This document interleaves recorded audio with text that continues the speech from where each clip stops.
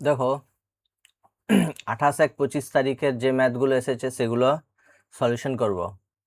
কি বলেছে প্রথম, a trader buys 80 pence at rupees 8 each, he sells 60 of them at 12 each and the remaining at a 25% loss. What is the overall profit or loss?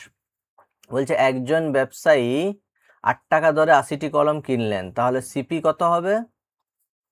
80 গুণিত 8, 640 টাকা, এবং 60টি কলম প্রতিটি 12 টাকা দরে,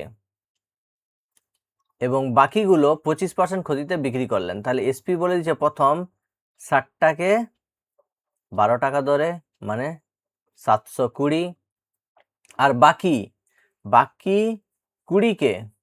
20টা কলম 25% লসে।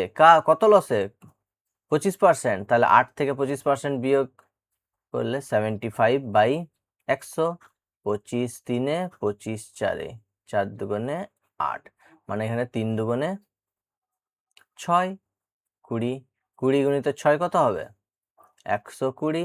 তাহলে যোগ করলে 2 0, 2 2 4, 7 1 8। তাহলে দেখো এবার 640 টাকায় কিনেছিল, 840 টাকায় বিক্রি করলো, তাহলে তার কি হয়েছে?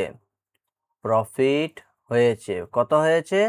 840 মাইনাস 640, এসপি মাইনাস সিপি। ঠিক আছে, তাহলে প্রফিট বেরিয়ে গেল 200 টাকা।